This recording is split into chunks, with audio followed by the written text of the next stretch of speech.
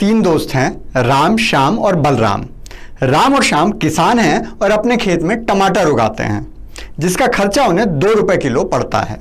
बलराम का ढाबा है और वो राम से 4 रुपए किलो में टमाटर खरीदता है। 2 रुपए राम को बचत हो जाती है। लेकिन श्याम बलराम को सीधा नहीं बेच सकता।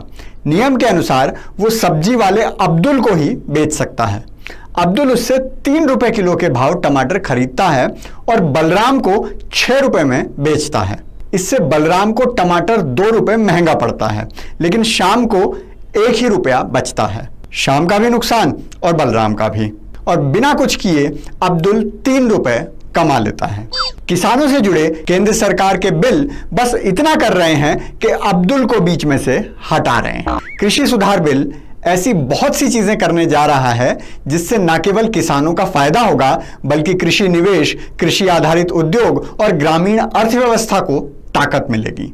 आइए समझते हैं ये बिल आखिर करने क्या जा रहा है। सबसे बड़ा काम जो ये बिल करने जा रहा है वो है किसान और ग्राहक के बीच में से मंडी के बिचौलियों को हटाने का। बाजार की भाषा में जिसे आड़ती कहते हैं। अभी किसान मजबूर था कि उसे अनाज या कोई भी पैदावार बेचनी है तो वो केवल मंडी में ही जाकर बेचेगा। राम बलराम को नहीं बेच सकता, अब्दुल को ही बेचना पड़ेगा। नए बिल के बाद वो कहीं भी किसी को भी अपनी पैदावार बेच सकता है। सीधा बाजार में जाकर ग्राहक को, ग्राहक के घर जाकर दुकानदार को, होटल रेस्टोरेंट को, या फिर ऑनलाइन, जैसे फोन का रिचार्ज ऑनलाइन हो जाता है, ट्रेन की टिकट ऑनलाइन मिल जाती है, और मन करे तो व्हाट्सएप पर भी बात करके सीधा सामान बेच सकता है। अब इसमें विपक्षी पार्टियों द्वारा जो सबसे बड़ा डर दिखाया जा रहा है वो है न्यूनतम समर्थन मूल्य यानी एमएसपी का। हिंदी में बोलें तो मिनिमम सपोर्ट प्राइस। किसान भाइयों को तो पता है, शहरी लोगों के लिए बता दूं कि मिनिमम सपोर्ट प्राइस सरकार द्वारा निर्धारित पैसा होता है जिससे कम भाव पर कोई अनाज किसान से नहीं खरीदा जा सकता। अब डर यह दिखाया जा रहा है कि सरकार बीच में नहीं रहेगी तो प्राइवेट व्यापारी एमएसपी से कम दाम में भी किसान को बेचने के लिए मजबूर कर सकते हैं। चलिए इसे एक उदाहरण से समझते हैं। सब्जी तो खाते ही होंगे आप। अगर नेताओं की तरह अमीर नहीं हैं तो खरीद कर भी खुद ही लाते होंगे। टमाटर क्या भाव चल रहा है आजकल? 80 रुपए किलो। 70 रुपए के भाव वो वाला मिलता है जिसमें सारे टमाटर घुमा घुमा कर देखने पड़ते हैं कि कहीं से पिचका हुआ तो नहीं है, कहीं से फूटा हुआ तो नहीं है। और साल भर में सस्ते से सस्ता भी टमाटर क्या भाव मिलता है? चलो 20 रुपए किलो मान लो। और अगर किसी के यहाँ इससे भी सस्ता हो तो 50 किलो मेरे घर भिजवा देना। आप जानते हैं किसान को इसका एमएसपी यानी मूल्य कितना मिलता है? 400 रुपए क्विंटल, यानी 4 रुपए किलो।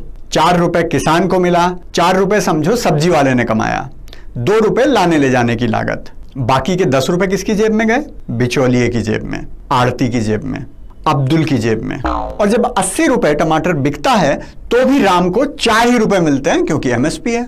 80 में से 60 रुपए अब्दुल कमा जाता है।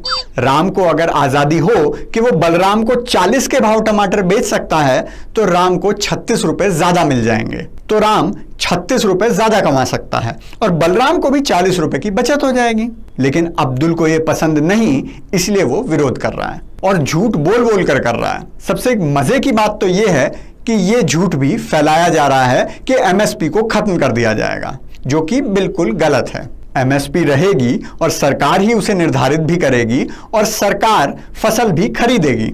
उस पर चमचे कह रहे हैं कि व्यापारी सरकार से अपनी मनमर्जी का एमएसपी रखवा सकते हैं।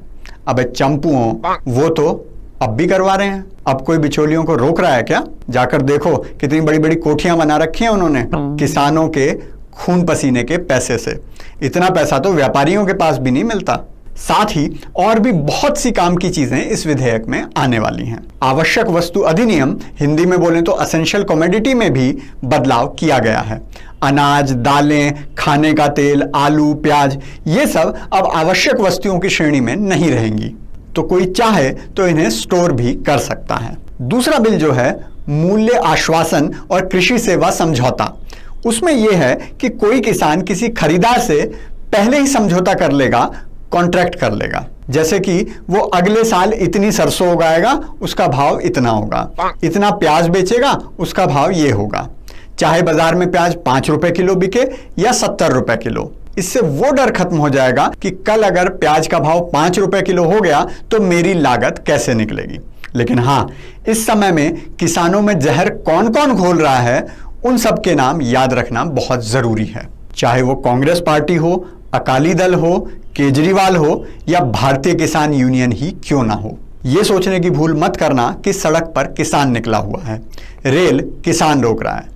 वो तो अपने खेत में फावड़ा चला रहा है और इसी फावड़े से वो मोदी जी के साथ मिलकर बिचौलियों को मंडी से बाहर निकाल देगा। आज तक किसी सरकार में इतनी हिम्मत नहीं हुई कि बिचौलियों को हटा सके, नहीं तो उसे इतना विश्वास है कि जो फसल वो उगाता है उसे बेच भी सकता है और उसे सरकार से फ्री का पैसा भी नहीं चाहिए।